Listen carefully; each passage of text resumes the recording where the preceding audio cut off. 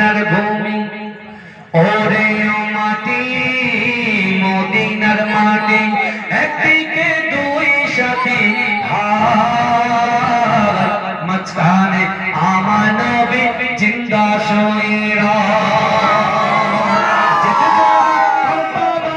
সোনার মদিনা সালাম আমি দিতাম গিয়ে নবীজির রওজা সোনার মদিনা সালাম আমি দিতাম গিয়ে নবীজির রওজা মদিনার দোলা ডালে পাই যদি সামনে আমি মদিনার দোলা ডালে পাই যদি সামনে আমি মাথা নামি পেলে পরে সুরমা বলে আমার নবী জিন্দা শুয়ে মাঝখানে আমার নবী জিন্দা শুয়ে রওজাতে শুয়ে নবী কাঁদে ঝাড়ে যায় পাপে ভরা গুনাহে ভরা উম্মত আমার কিয়ামত দিনে নবী করবেন যে রোনা জারি কিয়ামত দিনে নবী করবেন যে রোনা জারি আল্লাহর দরবারে নবী করে সেজদা আমার নবী জিন্দা শুয়ে মাঝখানে আমার নবী জিন্দা শুয়ে রঙিন রঙিন মেঘের বেলা যাই বয়ে যাই ব্যথা তোর মন যে আমার বড় অসহায় মিটবে মোর মনের আশা তাই যদি নবীর দেখা মিটবে মোর মনের আশা তাই যদি নবীর দেখা মুক্তি আমি পেয়ে যাব হাসর মাঠে আমার নবী জিন্দা শুয়ে মাঝখানে আমার নবী জিন্দা শুয়ে আল্লাহর নবী হায়াতুন নবী আল্লাহর নবী খাতামান নবী সাক্ষ্য দিল কোরআন জিন্দা আছে আমার নবী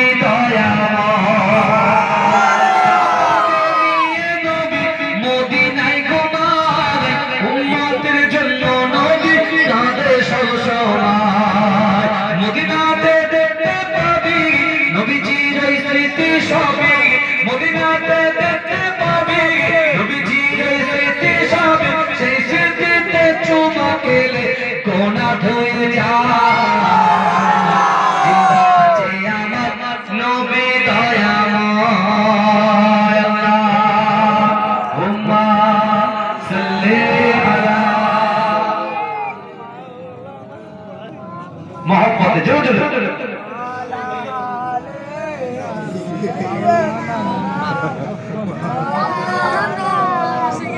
আমার ভাইয়া যে কথা আমি আপনাদেরকে বলছি আজকে আমাদের জীবনে যদি পরিবর্তন আনতে চান আপনার যে চাহত আছে আপনার যে ইচ্ছা আছে আপনার যে আকাঙ্ক্ষা আছে আপনার যে উদ্দেশ্য আছে আপনাকে কার কাছে জানাতে হবে বাবাজি আল্লাহকে জানাতে হবে আপনার চাই অর্থ চাই সম্পদ চাই ইজ্জত চাই সম্মান চাই যেটা আপনি চান সেই চাওয়াটাকে চাইতে হবে কার কাছে আল্লাহর কাছে চাইতে হবে জোরে বলুন না সুবহানাল্লাহ আল্লাহকে চাইতে হবে চেয়েছিল হযরতে বেলাল যে বেলাল ইথিওপিয়ার বাড়ি বেলাল কালো বেলাল বেঁচে বেলাল কথা বলতে গেলে কথা বেঁধে যায় ওই বেলাল উমাইয়া বেলালকে এত প্রহার করেছিল এত তাকে আঘাত করেছিল এত কষ্ট দিয়েছিল এই যুবকেরা বিশ্বাস করে যে বেলাল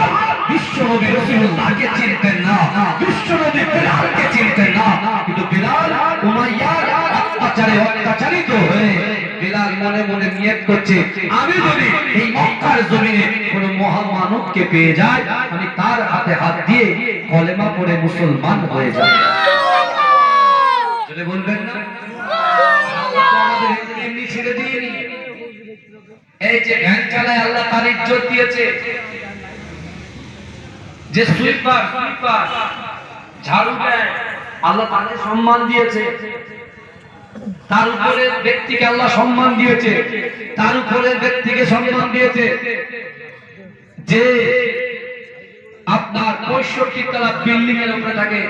আল্লাহ প্রত্যেক মানুষকে আল্লাহ সম্মান দিয়েছে যদি বলে, কারণ আল্লাহ কোরআন বলছে ওয়ালাকাদ কাররামনা বানি আদম, আমি আল্লাহ পাক রব্বুল আলামিন বানি আদমকে ইজ্জত দিয়েছি, সম্মান দিয়েছি, যদি বলুন না সুবহানাল্লাহ।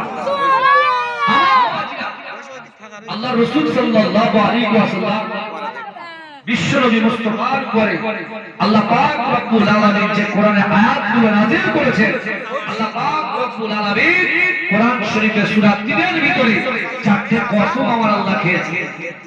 কটা কসম খেয়েছে? 4টে কসম খেয়েছে। কাদের জন্য খেয়েছে? বান্দা বান্দীদের জন্য খেয়েছেন। আমরা কসম কেন খাই? বিশ্বাসের যোগ্যতাটা বাড়ানোর জন্য কসম খাই। কথা ঠিক না বলুন? আজকে আমরা মানুষকে বলি ও কালো, আমরা মানুষকে বলি ও গরিব, আমরা মানুষকে বলি ও বেটে, আমরা মানুষকে বলি ও টেরা, আমরা মানুষকে বলি বেকা, আমরা মানুষকে বলি ঘোড়া। এগুলো আলোচনা হয় কোথায়? বাজারে, পুকুরের সামনে। এই কথা ঠিক না? কিন্তু আল্লাহ পাক বলছে বান্দা না, আপনারা বুকে হাত দিয়ে বলুন আল্লাহর মাখলুক কি কখনো খারাপ হতে পারে না? আল্লাহর মাখলুক কখনো খারাপ হতে পারে না। আল্লাহ পাক সূরা 3 এর ভিতরে 4টে কসম খেয়ে বলছেন ওয়াত্তিন ওয়াযাইতুন ওয়া তুরি সিনিন ওয়া হাযাল বালাদিল আমিন। আল্লাহ পাক সূরা 3 এর ভিতরে 4টে কসম খেলেন। 1 নম্বর তুমুরের কসম, জাইতুন তেলের কসম। দ্বিতীয় নম্বর সিনাই তুর পাহাড়ের কসম, যে তুর পাহাড়ে নবী মুসা আলাইহিস সালাতু ওয়াস সালাম আল্লাহর সঙ্গে কথা বলতেন। কথা ঠিক না ভুল? ওয়াহাযাল বালাদিল আমিন, নিরাপদ শহর মক্কা নগরীর কসম খেলেন। আল্লাহ 4টে কসম খাওয়ার পরে বান্দাকে বলছেন আমাদের